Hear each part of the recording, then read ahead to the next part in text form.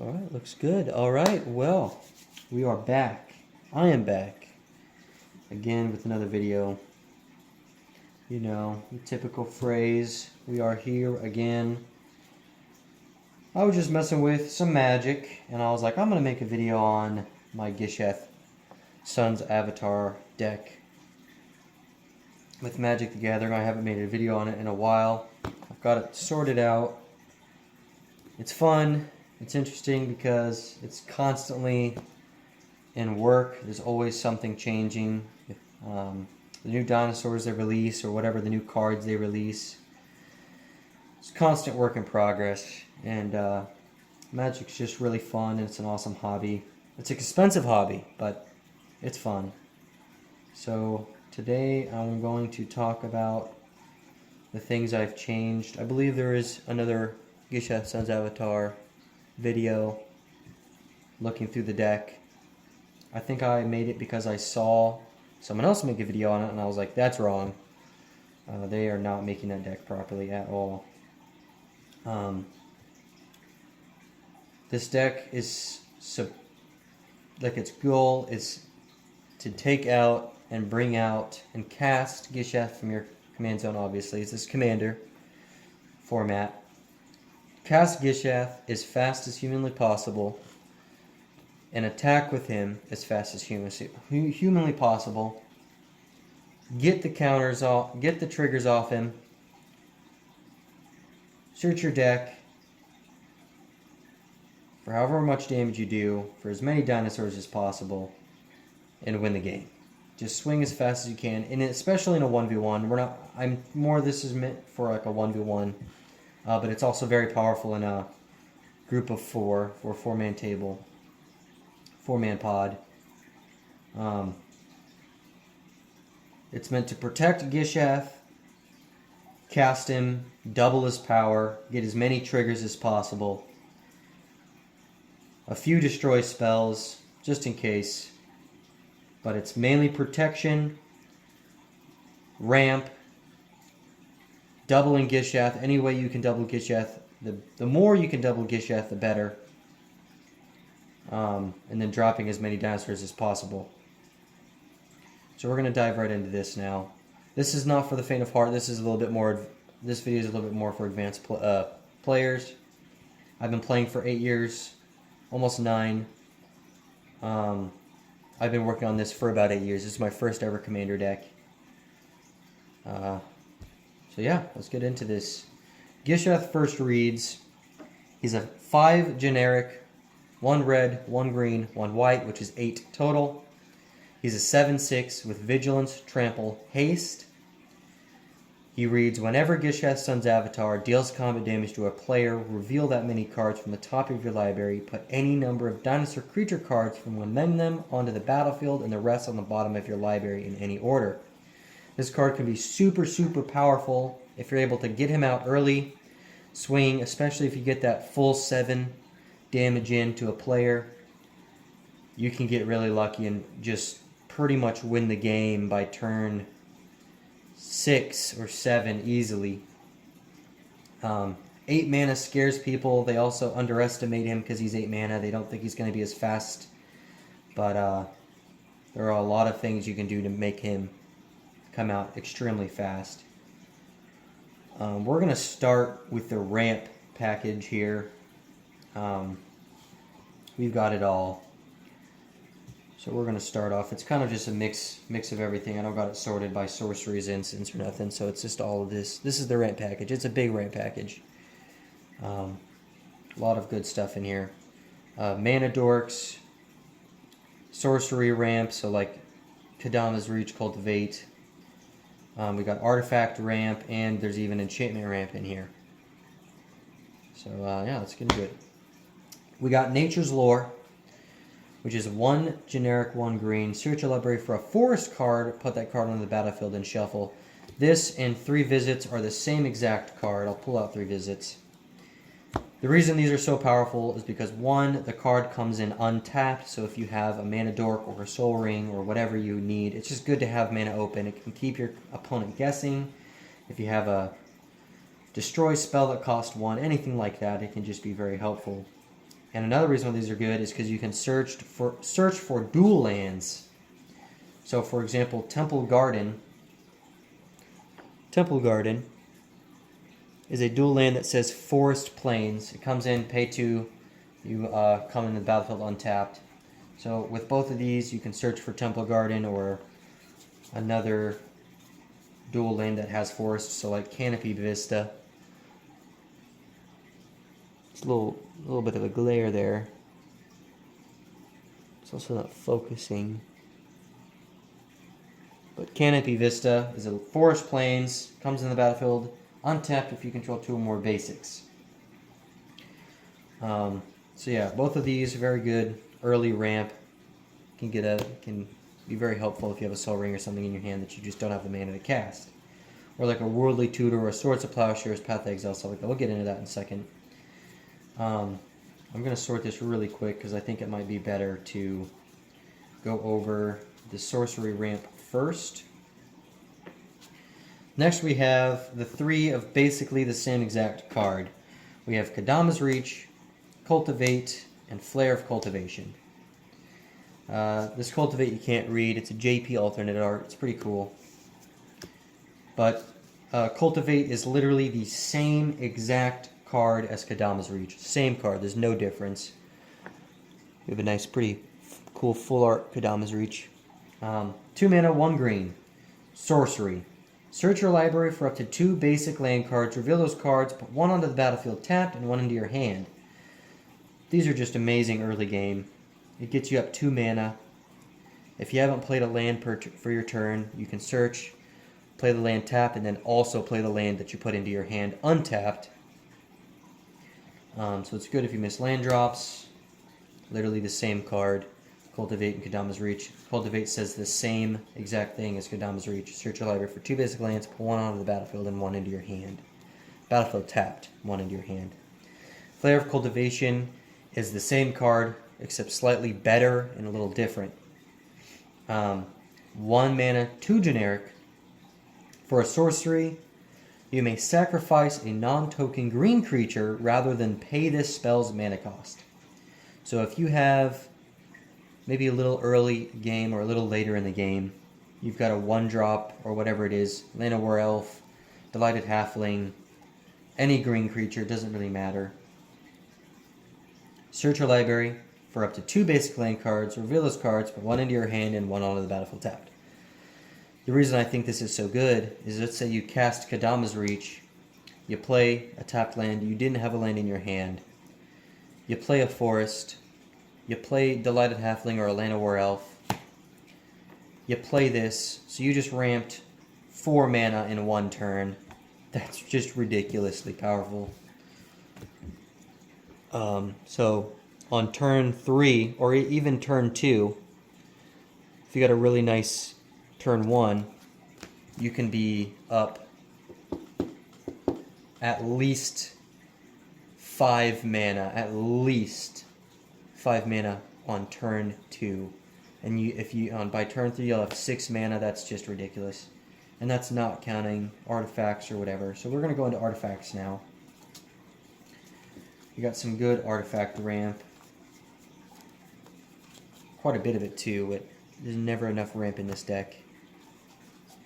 So first we have Urza's Incubator. This technically isn't ramp, but I put it in the ramp package. As long as you acknowledge that it doesn't count as ramp, really, you're fine. It says, as Urza's Incubator enters the battlefield, choose a creature type. Creatures and spells of the chosen type cost 2 less to cast. This is really good. It also costs 3, so there's really not much to say about that. It just makes if you're running tribal, you could run this card. I'm going to name dinosaurs, and my dinosaurs cost 2 less to cast, which is really powerful, really good. The Great Hinge. Like I said, this video is a little bit for advanced players, because I don't want to read up on too much of these, because some of these are just self-explanatory if you've been playing for a while. The Great Hinge is a very expensive card and a very, very powerful card. It costs X less to cast, where X is the greatest power among creatures you control. In this deck, you can pretty easily cast this for 2 mana. It costs 7 and 2, so 9 total if you don't have a creature on the battlefield with a good power. You can tap it to add 2 green and 2 life. So you gain 2 life and you get 2 green every time this is tapped. So that's just ridiculously good. And on top of that, whenever a non-token creature enters the battlefield under your control, give it a +1/+1 counter and draw a card. So it's actively giving you mana, giving you life gain, giving you +1/+1 counters on your creatures, and drawing you cards. And you can play this for 2 mana. This card's literally ridiculous. Give that another up close. It's a little glare, I apologize for that. You can kind of see it a little bit, angle it a little bit on that. Chromatic Lantern, 3 mana artifact. Lands you control have add 1 mana of any color, so basically it's mana fixing. So if you have all red somehow, I mean, it'd be pretty hard to get all red in this deck, but if, let's say, you only have red, you play this for 3, now all your mana tap for whatever color you want. So it's good mana fixing. And this also adds 1 mana of any color. So there you go. It's mana ramp and you get mana fixing. It's a very, very good card. In any deck that has like 3 or more colors, I would say that's a very good card. Arcane Signet, pretty self-explanatory. 2 mana, add 1 mana of any color of your commander's identity. So red, green, white, it's perfect. It adds any color I need for this deck. So yeah, 2 mana, get one extra. Lotus Petal. It's the same as Arcane Signet, except it costs 0, and you sacrifice it to add 1 mana of any color. So it could be better or worse because you can only use it once, but it's 0 for a mana. So technically, you get just a free mana. It's just really powerful. If you have a card that's allowing you to play 2 lands per turn, and then you also have this, you play 2 lands and also play this, that's 3 lands in 1 turn, or 3 mana in 1 turn. Really, really good card. Mana Crypt and Jeweled Lotus have a similar aspect, except they are banned now. So this is kind of the new card that's going to be taking their place, I would say. Same with all of the Moxes and stuff. So Soul Ring. If you've been playing even for a little bit, you should know what this card is. At least Commander. If you've been playing Commander format for even a little bit. Not Modern or 60 card, but you've been playing Modern even at all. I mean, Commander even at all. You know what Soul Ring is. 1 mana, add 2. That's it. 1 mana, add 2 generic. So you could go ahead and play a land for your turn. Tap that land, play a Soul Ring, tap that Soul Ring, play an Arcane Signet, tap that Arcane Signet, play a Worldly Tutor. I mean, Soul Ring's just retarded. It's ridiculous. It's pretty wild. I would even say it's equivalent to Jeweled Lotus and, well, not Jeweled Lotus is only for your commander, so pretty much if they banned Mana Crypt, this card's just as good in my opinion.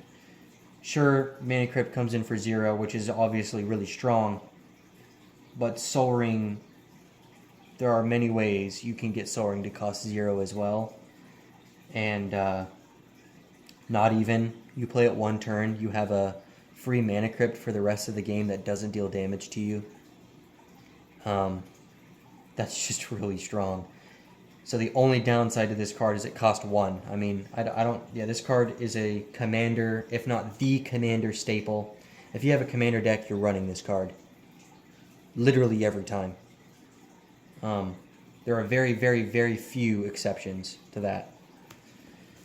So yeah, Soul Ring's really good. That's our artifact pile over there. We have a few enchantments we're going to go over. We have Smothering Tithe. Whenever a person draws a card, they pay 2. If they don't, I get a mana.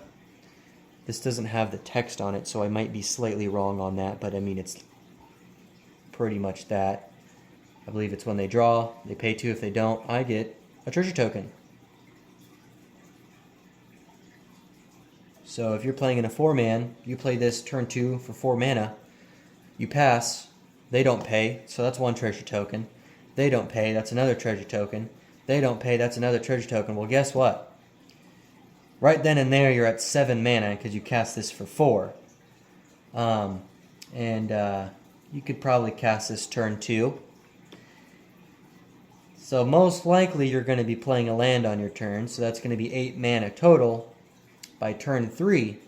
So that's a turn 3 Gishath most of the time. A lot of people do not, at least early game, if you get this out early game, most people are not going to pay the 2 because they need, well, 1, they don't want you to get ahead, and, well, 2, they normally can't pay the 2 because they're trying to also get ahead early. 8 times out of 10, I would say, you're going to be getting most of the treasure tokens if you play this early. You can play this turn 2, you can play mana, you get enough for 4 mana easily by turn 2. You play it turn 2, by turn 3 comes around, you play another land on your turn. They didn't pay the 2 for your treasure tokens. You play Gishath on turn 3, swing with him because he has haste. And just like that, you're pretty dang good. So, very good card. Next enchantment, we have Mirari's Wake. It's a bit of a mid-game, could be early game if you get lucky. It costs 5 mana, 3, 1 green, 1 white. Creatures you control get +1/+1, and whenever you tap a land for mana, add 1 mana, add 1 mana of any type that land produced. For a second, I don't know why, I thought it said add 1 mana of any color, and I was like, that is not right. So, you got a green, you get 2 green, you got a white, you get 2 white, you got a red, you get 2 red. So it doubles your mana. It's ridiculous.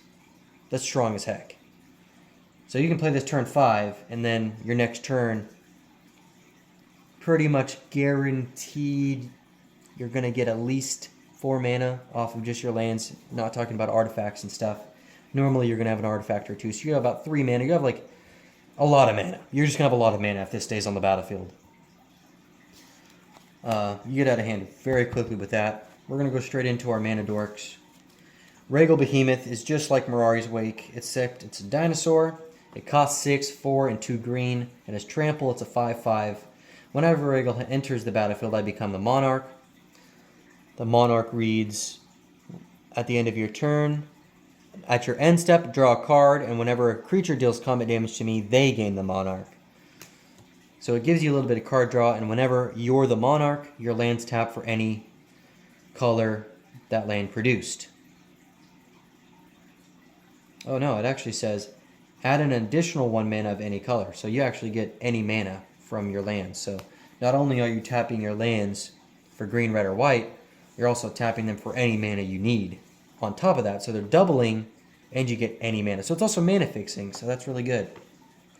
About same as Mirari's Wake, I would say could be a little better, but it kind of evens out with the 1 extra. It's a creature, can be destroyed a little easier. So, pretty good though. Both are very powerful. Hulking Raptor. Now these technically aren't ramp, by the way. It's not considered ramp. I forget. The technical ramp is like Cultivate, Kadama's Reach, stuff like that. Artifact ramp isn't even considered ramp really because they're not getting you lands, but they're considered artifact ramp. So these are just mana dorks. Is what I call them, I guess. Most people call them that too. Hulking Raptor isn't even really a mana dork either, because at the beginning of your pre-combat main phase, so your main phase, not main phase 2, main phase 1, add 2 green. So it just gives you 2 free green.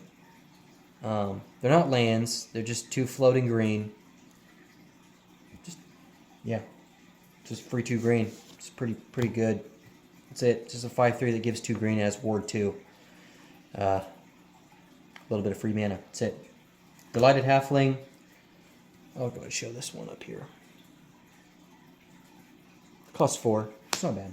Delighted Halfling, really strong. Costs 1 green. It's a 1/2. Add 1 generic, or Add 1 mana of any color, spend this mana to cast a legendary spell, and that spell can't be countered. So I'll tap this with the rest of my mana to make up 8 to cast Gishath, and Gishath is legendary. So not only can you not counter Gishath, he's going to be entering the battlefield. So it's really strong. Really, really cool. We got, oh, I guess I'll show. Look at that. Lighted Halfling. A little Lord of the Rings reference. It's pretty sweet. From the Lord of the Rings set. It's really good. We got Goreclaw. Terror of Coil Sisma. Probably said that wrong. It's okay though. 3 generic, 1 green. 4/3. This creature does a lot. So creature spells you cast with power 4 or greater cost 2 less to cast. That's literally 95% of this whole deck cost 4 or greater. So all your dinosaurs are all your dinosaurs most likely are only costing you like 6, 5 mana because this card's making them cost 2 less to cast. So now instead of 8, this card costs 6. That's really strong. And not only does it say that, it says whenever Goreclaw attacks, each creature you control with power 4 or greater gets a +1/+1 and gains trample. So not only is it 95% of the time going to give all your dinosaurs trample and +1/+1, it's making them cost less. So this is a 2-in-1. This is a very, very strong card. Fanatic of Ronos. I guess I'll show this real quick before we move. Pretty cool, and I got most of these are going to be foils, full arts. There's not a couple of them aren't, but most of them are. Fanatic of Ronos is a 1 colorless, 1 green. Adds 1 mana. If you have a creature with power 4 or greater, it adds 4 mana. And you can eternalize it for 4, so exile this card from your graveyard, create a token that's a copy of it, except it's a 4/4 black zombie snake druid. So, yeah. You can bring it back from the graveyard if you want. And if you have Gishath or anything else on the battlefield that has a power 4 or greater, it can tap for 4 green. That's crazy. That is just crazy. This is very strong. This can be very, very strong. Like I say, if you already have Goreclaw on the battlefield, you play that for 2, and then you can add, you just get 2 value off of that. It's really strong. I guess it doesn't have haste, so wouldn't be able to tap it right away, but it's pretty good. Birds of Paradise. 1 mana, 0/1. It's a flying bird. Add 1 mana of any color. That's it. It's a 0/1. Add 1 mana of any color. I have the old version. Yeah. 1 mana. You get 1 mana. There you go. It's a really good mana door. It's a free mana. Well, it costs 1, but the rest of the game, unless it gets destroyed, it's free mana. Knight of the Stampede, same as Goreclaw, except it doesn't have the other ability. So it costs 4. Dinosaur spells you cost 2 less to cast. That's it. There's literally nothing else more to this. Dinosaur spells cost 2 less to cast. So I play this for 4. For the rest of the game, my dinosaur, unless this gets destroyed or removed or whatever, they cost 2 less. Really strong. If you pair that up, you have Goreclaw, you have Knight of the Stampede, you got birds, you're going to be casting Gishath super easily. You could have Knight of the Stampede, Goreclaw, and Urza's Incubator, so your dinosaurs cost 6 less to cast. Gishath will only be costing 3 mana. That is crazy. So that's our ramp package. That's it. Yeah, a lot of it. Got a lot of ramp here. We're going to move on.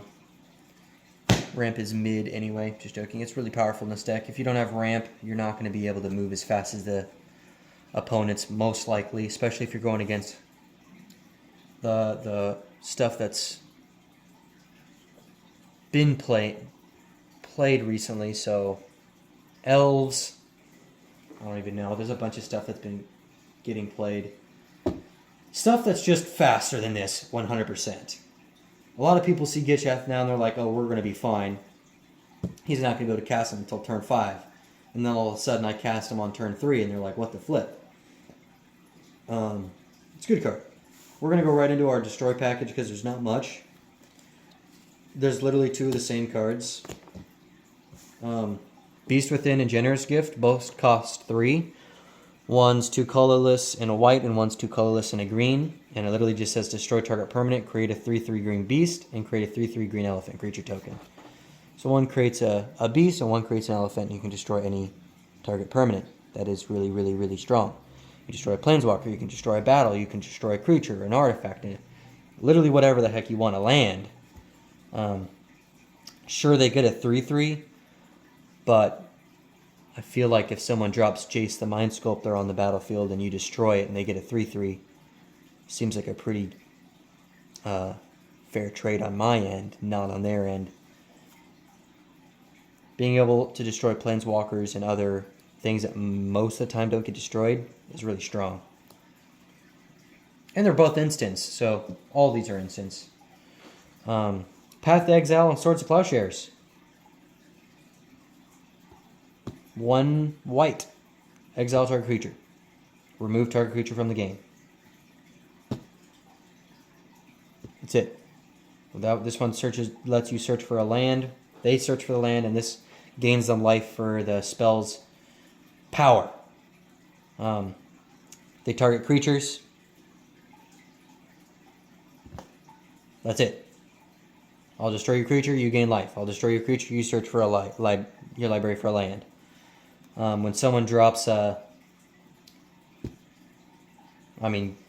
If someone drops a Gishath, or whatever it is, it's just an example, and I destroy it for 1 mana, and then they get to search for a land, I think that's a pretty good trade. Both of them, very good. I guess I'll show a little bit closer. That's it, Path and Swords. I got the cool versions, of course. This deck's been 8 years in the making. I hope I have some cool versions. We're going to go into our tutors. We have 2. So these are both... Okay, so I don't run Eldamari's Call because it puts it in your hand. This deck... There's a lot of decks that have a lot of strategy. This deck is around Gishath. If it's not around Gishath, you shouldn't be playing the deck. If you're having fun or whatever, yeah, that's whatever. But if you're trying to play this deck to make it as best as possible, if you're not playing the deck around Gishath, the synergy needs to be around Gishath and Gishath only. That is it. There should be no other thing happening. It should be around Gishath. Eldamari's Call puts it in my hand. That is good, but both of these put it on top of my library. So this, if I need to put a card on top, I still get it. And let's say I have Gishath on the battlefield and I get Congregation of Dawn, I search for 3 creatures and put them on top of my library. So that's 3 guaranteed triggers. And this is a 1 guaranteed trigger if I don't cast it before. It's just really strong. I'd rather have both of these and just take out Eldamari's Call and put in something else, like a protection spell. Both of these do the job they need to be done. Congregation of Dawn is just really, really strong in this deck. Getting 3 of your best dinosaurs you could possibly get on top of your library. You could literally say, I'm going to attack, and then in response, I'm going to play Congregation of Dawn. Or you can say in response to blockers. So, I'll attack, I'm not going to block. Okay, I'll play Congregation of Dawn. I will search for my 3 best dinosaurs you could search for. So probably Atali, the other Atali, and probably... I don't know, there's a lot of good dinosaurs in here. Let's look. Apex, Altasar, Dinosaurs on a Spaceship, Atali Primal Conqueror, Pantlaza, Temple... Yeah, these are all ridiculous. Galta Stampede Tyrant, Zatalpa Primal Dawn, Wrathful Raptors, Vaultborn Tyrant, Zakama Primal Calamity. I'm not going to go through these one by one because that's just a lot of time and no one wants to sit and look at a lot of these. I'll probably look through a couple that just have more relevance.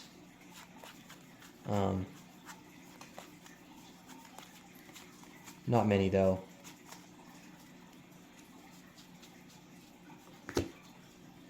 I'll talk about these. But Congregation and Worldly allow you to search for your stuff and put them on top so you can get guaranteed triggers, or just search for your mana dorks or whatever you're looking for. Roaming Throne, which we're going to go through that stuff right now. This is the max synergy pile, is what I like to call it. This pile makes Gishath broken. Like, literally broken. Unnatural Growth. At the beginning of each combat, double the power and toughness of each creature I control, so doubling Gishath. Whenever Growing Ceratops attacks, target other creatures I control gain double strike, doubling Gishath.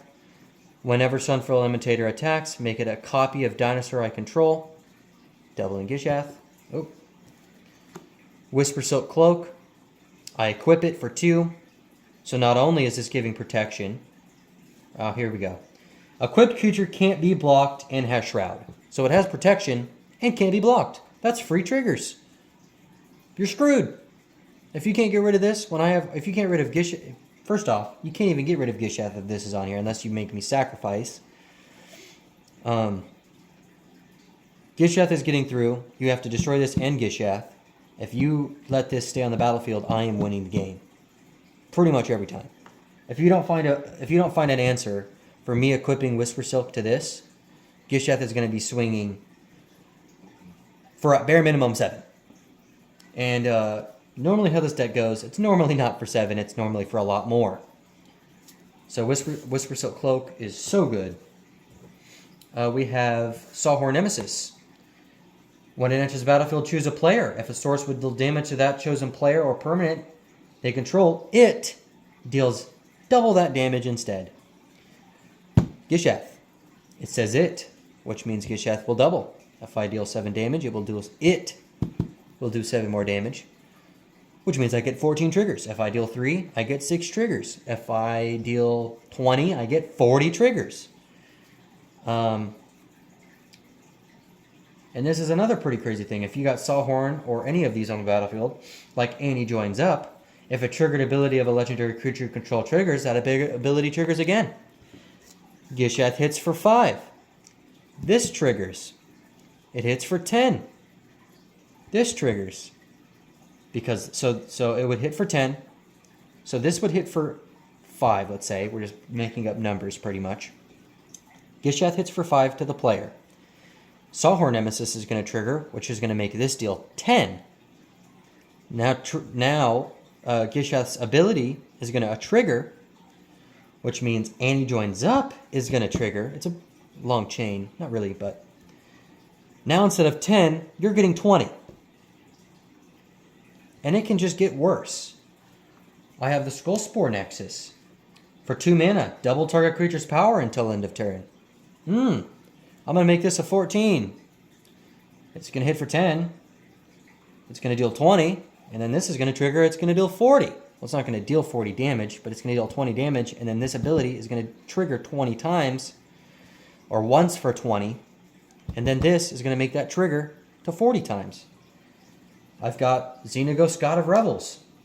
At the beginning of each combat, or my combat, double target. Let's see. At the beginning of each combat on your turn, another target creature you control gains haste and gets +X/+X until on turn where X is that creature's power. So I'll make this a 14, and then double it again, and double it again, and double it again, and double it again. I will search my whole deck, play every dinosaur I have in my entire deck, and win. You're just going to win the game. Like, if they let that happen, they are fucked. They're screwed.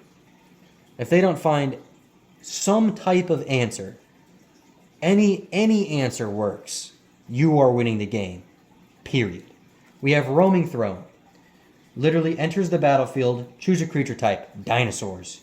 Roaming Throne is that chosen type in addition Roaming Throne is the chosen type in addition to its other types. So it's a golem and a dinosaur. It's a golem dinosaur. If a triggered ability of another creature you control of the chosen type triggers, it triggers an additional time. Trigger, trigger, trigger, trigger, trigger, trigger, trigger. Gishath is triggering for 1 billion. Not literally, but literally.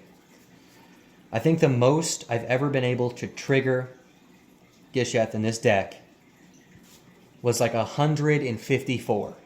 So I went through my deck 1.5 times. I played every dinosaur. I gained a ridiculous amount of health because I have Verdant Sun's avatar in here, which says whenever a creature enters the battlefield, I gain that much life equal to its toughness. Verdant Sun's avatar. I have Vaultborn Tyrant and Pantlaza, and a couple other cards that allow you to discover. So I'm going to be discovering Ravenous Tyrannus. I'll play all my dinosaurs. I'll eat half of them. It comes in with Devour 3, so whenever, as this creature enters the battlefield, sacrifice any number of creatures. This creature enters the battlefield with 3 times that many +1 counters on it. So if it comes in and eats 5 creatures, it's going to come in with 20 +1/+1 counters on it. Super powerful. These are all just ridiculous. You're going to be drawing a ridiculous amount of cards, gaining a bunch of health. Your board's going to be ridiculous. And by that time, you're going to have all these in your hand. So these are lands. I'm not going over the lands. No need to go over the lands. Let's go over this first. Then we'll go over this. So these are the few dinosaurs I want to talk about. We have Zakama Primal Calamity. If you cast it from your hand, untap all lands. The amount of utility this card has is ridiculous. If you have 9 mana, which can happen, you tap it all, you play, untap all your lands, play Gishath. That's kind of a ridiculous turn. And then swing for Gishath, and then who knows what happens from there. But Zakama has Vigilance, Reach, and Trample. It is a 9/9, and then for 2 in a red, Zakama deals 3 damage to target creature. For 2 in a green, destroy target artifact or enchantment. For 2 in a white, you gain 3 life. It does everything you want it to. It's a big dinosaur. It untaps your lands. It has Vigilance, Reach, and Trample, so it's blocking the flyers that you normally can't deal with in this deck. It's got Trample, and it's got an ability. It's an activated ability, so it can be stopped. It can be destroyed. But you're destroying artifacts and enchantments. You're dealing damage to the creatures, and you're gaining life. What more could you ask for? Vaultborn Tyrant is a 6/6 with Trample. Whenever Vaultborn Tyrant or a creature with power 4 or greater enters the battlefield under your control, you gain 3 life and draw a card. And when this creature dies, create a copy of it. When that creature dies, exile it. So basically you get 2 of these, most likely. When it dies, it comes back as a copy as itself. And when that one dies, it just gets exiled. You gain a bunch of life. You get a bunch of cards. It's a big 6/6 trample dinosaur. It's exactly what you want in here. Exactly what you want in here. Wrathful Raptors. Probably one of the most broken dinosaurs in Magic the Gathering. Whenever a dinosaur you control is dealt damage, it deals that much damage to any target that isn't a dinosaur. I'll swing with Gishath. You'll block with a 6/6? Okay, I'll deal 6 damage straight to your face. That's what it means. Someone's going to Blasphemous Act when I have 3 dinosaurs on the battlefield? Okay, I'll deal... Blasphemous Act says it deals 13 damage to each creature. So, Wrathful Raptors is going to deal lethal. It's going to deal a lot. That's like a lot. It's going to be a lot. It's like 39 at least. I don't know. It's a lot of damage. So 9 times out of 10, if this is on the battlefield, you're just going to win the game. The card's so strong. There's nothing they can do about it. If they don't destroy it, or they don't find a way to get around it, you're going to win the game. Because if I have this on the battlefield, I'm going to swing with Gishath and all my other dinosaurs over and over again. Because I have nothing to lose at that point. You're just going to take so much damage either way. It's really strong. Hunting Velociraptors. Another very, very powerful card. It has dinosaur spells you cast have Prowl. So for 3 mana, I play Hunting. Whenever a dinosaur deals damage to a player, I may cast dinosaur spells from my hand, or no, I may cast dinosaur spells for 3. So that means if I attack you with Hunting or another dinosaur early game, turn 3, turn 2, I can get this out turn 2. The earliest I've ever gotten Gishath out was turn 2. That was just a ridiculous hand and stuff. But I can get this out turn 2. In fact, you can get out turn 1 with a perfect hand, but that never happens. I've gotten it out turn 2, like I said. I attacked turn 3 and played Gishath on turn 4. That's just ridiculous. It's pretty much just ridiculous. And then attacked turn 5 because, well, you have to enter combat and stuff, so whatever. Really good card, though. Temple Altasar. If a source will deal damage to another dinosaur you control, prevent all but one of that damage. What? This card's broken. Simple. If you don't deal with this, I'm going to win the game. Like, that's it. I play this card, I'm going to win the game. You don't destroy it, you don't counter it, I'm going to win the game. Unless you somehow outpower scale me, which can happen. Eldrazi's do exist. But outpowering this type of deck is difficult. Very difficult. There's other ways you can do it, like health gain and stuff like that. But, if, like I said, a good answer is to destroy it or counter it. But if you don't counter or destroy it, and I have Gishath on the field, I'm going to swing every single time. Every single time. And you can only deal 1 damage to it. So I guess you could block with 6 creatures. I'll kill all of them, most likely. Gishath will die as well. But that's kind of crazy. And it has trample, so like, it's just really good. Atali Primal Conqueror. When this enters the battlefield, exile. Okay, now this is just too much. Whenever Atali Primal Conqueror enters the battlefield, each player exiles cards from the top of their library until they exile a non-land card. You may cast any number of spells from among the non-land cards exiled this way without paying their mana cost. I hit this off of Gishath. Let's say it. Now, not only do I get all those Gishath prots, everyone at the table exiles until they exile a non-land card. I get to play that for free. What? That's so good. I mean, anything could happen with that. This card wins games. Another reason why it wins games is for 9 in a Phyrexian mana, which means you can pay 2 or pay 1 green.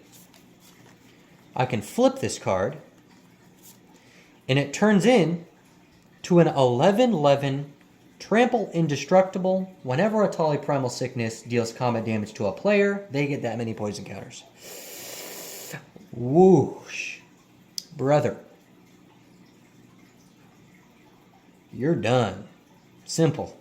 If I get this off of Gishath and then I transform it, I'm one-shotting somebody. And there's a probable chance that you don't have any creatures after I attack with Gishath. So, yeah, you're not. It's not looking good. You're on a timer. If you don't destroy it, which you can't destroy it, if you don't exile it or sacrifice it, or find a way to tap it, I don't know, something, because you're gonna die if you don't deal with that card. My favorite pile, the protection pile. Flawless Maneuver says if I control my commander, I may cast a spell without paying its mana cost. Creatures you control gain indestructible. A free indestructible spell. Awesome. I've also played it for 3 because I didn't have my commander and it helped me out. So, it's either broken or it's okay. You cast it for 3, your creatures get indestructible, not bad. But if you control your commander, yeah, that's just broken. It's a free indestructible. All creatures get indestructible, so it's really strong. Asceticism. Enchantment, 5 mana. Creatures you control have hexproof. For 2 mana, regenerate target creature. So, my creatures have indestructible. If you kill them with commander damage, I'm going to bring them back. If you find a way to sacrifice them, I'm going to bring them back. You can't target them with the spells or abilities. Yeah. You don't destroy this, there's a pretty good chance I'm just going to win the game. Pretty dang good chance I'm just going to win the game. This is powerful. Heroic's Intervention, 2 mana. Permanents you control gain hexproof and indestructible until end of turn. This card is broken. It's 2 mana. It's an instant. They're hexproof and indestructible. You can't target them. They can't be destroyed. The only way you can get around this is if you tap them so I can't attack. You could do Fairy's Protection. There's a lot of things you can do. Blink them. I mean, there are answers. But your answers are very limited. So,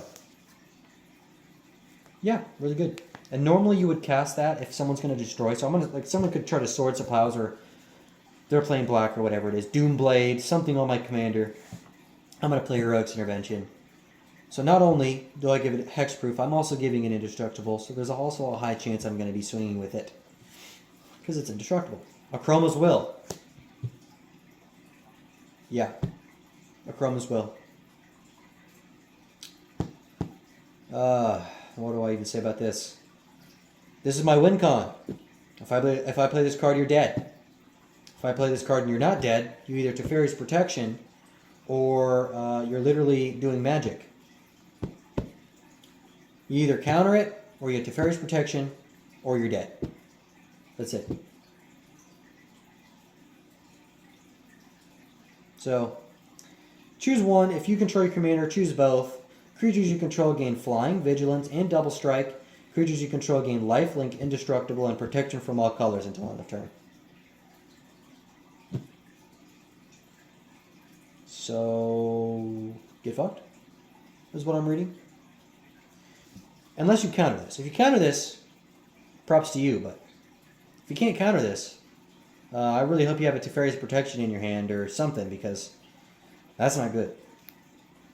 That is not good at all for you. It's great for me. Dawn's Truce. I freaking love this card. It costs 2. It's an instant. It says it has the ability Gift a card. You may promise an opponent a gift as you cast a spell, which means if you do, they draw a card before its other effects. So I can cast this if I choose to give them a gift. They get a draw before this ability resolves. You and permanents you control gain hexproof until end of turn. If the gift was promised, they also gain indestructible. Is this a white heroics intervention? Yes, it is. This is broken. Simple. Teferi's Protection, a card I talked about a little bit ago. Until your next turn, your life total can't change, and you have protection from everything. All permanents you control phase out.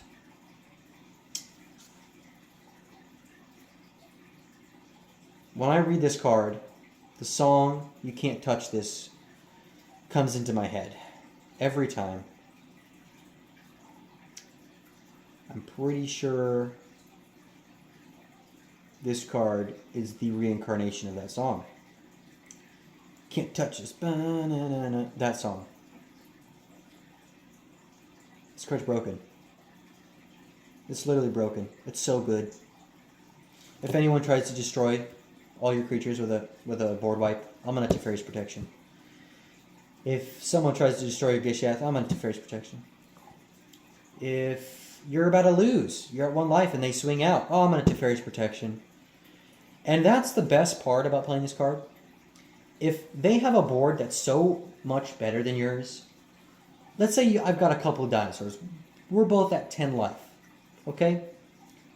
They got a big board, they swing out. I'm at Teferi's Protection. Next turn, I'm going to swing and win the game. Yeah. There's a lot of circumstances that revolve around this card, and if it gets countered, then yeah, it doesn't work. But other than that, this card's just broken. It's so good. I've also had a game where I Teferi's Protection, and when they passed their turn, and I tried to attack them, they Teferi's Protection. Craziest game. That was awesome. Really cool. Double Teferi's Protection was cool. Here's a card. Deflecting Swat.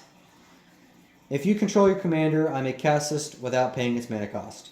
Any card that you can cast without paying its mana cost, Fierce Guardianship, Deflecting Swat, whatever that other one is,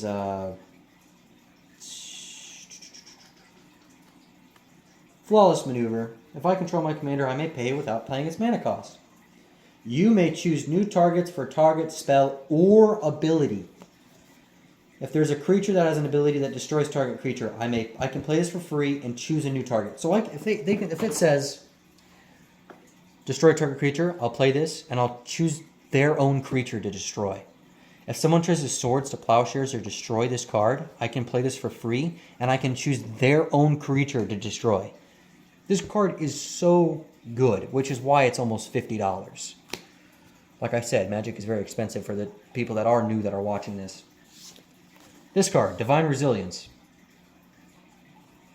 This card is good.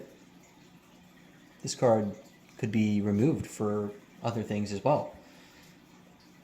I like to have either 1 or 2 slots in the deck that change, or that can change, or that I'm willing to change. Because when you're making a deck, change is inevitable, most likely. There's always going to be something that changes. For example, Mana Crypt and Dockside getting banned and Jewel Lotus getting banned. A lot of people didn't expect that. But this card is good too. For 1, target creature gains indestructible. For 4, all my creatures gain indestructible. It works perfectly. Protect him. It's my only option. My only goal is protect this guy and swing with him and kill you as fast as I can. Gishath, Sun's Avatar. Divine Resilience. It is a card that is powerful, but it is a card that can be taken out for a card that may be also powerful. Like Get Lost. If you're like, well, I don't think I'm getting enough destroy spells in here. Well, there's a very powerful destroy spell called Get Lost. That could come in here, but I personally think that protection is better than destruction. I already got 4 destroy spells in here. And that's not the goal of this deck. I shouldn't have to worry about destroying anything if I'm killing you before you can play anything. Yeah, that's it. That's a deck. There's 32 lands. I guess I could talk about utility. Ancient Tomb, 3-Tree City, Cavern of Souls. This card's perfect for the deck because it makes your commander uncounterable. Other than that, these are all just lands. This is a cool one. Hold on. Uh-oh, yawn. This card's cool. So this works as a land, and I hate tapped lands. This is the only tapped land I have in here. There's Temple Garden and stuff I can pay life to get them untapped. This is called Legion Stronghold. It can either be an instant or a land. The land comes in tapped, but that leaves me with 32 lands. These are very strong, I think. Until end of turn, you guessed it, double target creature's power, and it gains first strike. And it's got Brother. Very good. Very powerful. Believe it or not, though, I've never played this card. I've had this card in here for a while, and I have yet to play it. I play this deck a lot, and I've not played this card yet. No. I have multiple times played it as a tap land. But a lot of the times, you don't need it. But I mean, hey, what's the hurt in having a land in here that can just... And this is good. That's the only tap land I have. I think it's good. And its ability is perfect for this deck. Perfect synergy. So yeah, that's it. That's my Gishath deck. If you think you could beat my Gishath deck, tell me about it. This is not CEDH, so you CEDH nerds, do not comment on this video, if you even see this video. I'm sure I'd beat your CEDH deck anyway. I went up against a Kennen Bonder Prodigy recently, which in my opinion is the best CEDH deck of all time. And it was a very powerful deck. It was like $2,000.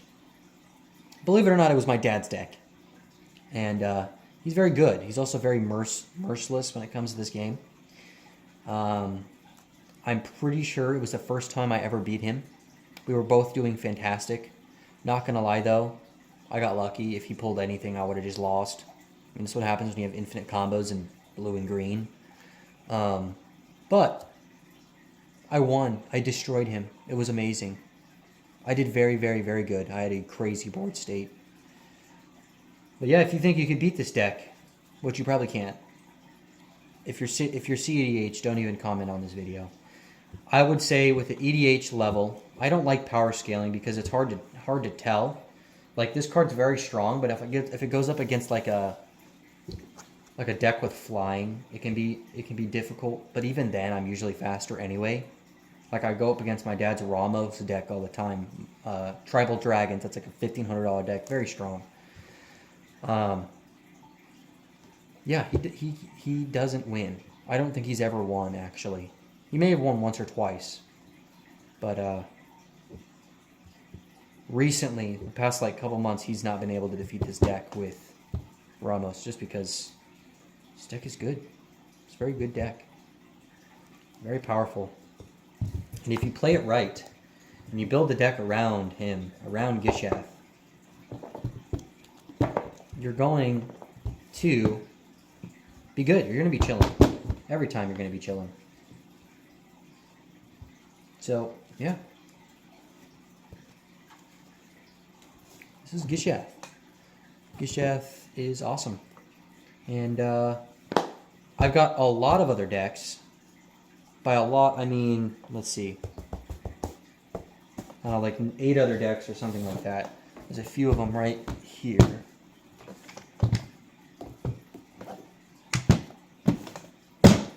Krenko Mob Boss. Pantlaza. Yes, I have the other dinosaur deck. Dinosaurs are strong. I also really, really like the Discover mechanic. This is Beladros Witherbloom. This deck is ass. I'm working on it. This deck is terrible. This deck is really bad. I made it in like 5 minutes. This is terrible. We got... Oh, God. I don't even know if I want to say this one. We have Crick, Son of Yawgmoth. Yeah. This deck still has work, but I'm pretty sure this deck is never lost a 1v1. It's also, I might want to mention that it's also, it's based around poison and proliferation. I'm just going to stop talking about this because if you've played Magic for any amount of time and you've discovered anything about Infect, nobody on planet Earth likes this except for me. I love this. I will play this against you a billion times and still be happy with myself because I'll probably win every single time. This is the only deck that I've ever seen and also achieved this multiple times, winning with 1 life. I've won with 1 life with this deck like at least 8 times. That's ridiculous. No one should win games with 1 life left. Not, like, coincidental? Fine. But not literally, continuously, and without fail, winning multiple times with only 1 life left. The deck is to give you one poison and then to just cycle the heck out of your deck until you just kill them. If you're new to the game and you've never heard of poison, I'm not going to explain it to you because I would like for you to discover that for yourself. So that's the video. Gishath is strong, most likely better than most of your decks, which is okay because I've been working on it for 8 years and it still has a lot of work. Not even a lot of work, but just it always needs to be tweaked. It always needs to be worked on. That's it. I hope you enjoyed the video. I hope it was inspirational. If you're thinking about diving into Magic, I want to say do it, but don't do it because it's a very expensive hobby. It's amazing. It's so much fun playing with your friends. But you will not have money for other hobbies. You just won't. I mean, you will. Like you will. Like, it doesn't have to cost money. But it definitely costs money. If you get into the game, you are eventually going to spend money on the game. Like, you just are. It's a part of the package. Like, you can start with, like, a $100 deck in a deck box and everything. And it can be a decent deck. It can be strong. Like, I'm making, for Christmas, I'm making my buddy a Baru the Worm Speaker deck. And it's literally, like, $130 total. I mean, that's expensive, but it's the sleeves, the deck box. Actually, it's not. It's like $126 just for the cards. And I have like 80% of them, so it's only going to cost me like $50 probably. But yeah. Thank you for watching. I hope you enjoyed it. And comment if you think you could be Gishath, which you can't, but we'll see. I would like someone to see this and really comment, because that would be cool. Alright. If you want me to look over Crick, I will. You just gotta let me know in the comments. I don't know when it'll be. I'm not full-time on YouTube. I've never been full-time on YouTube, but I just love making videos every once in a while. Also, let me know. I play video games. I do landscaping. If you want to see some landscaping videos, I have not posted any. I've thought about doing it. It'd be pretty cool. So that's that. That's about an hour. So, peace.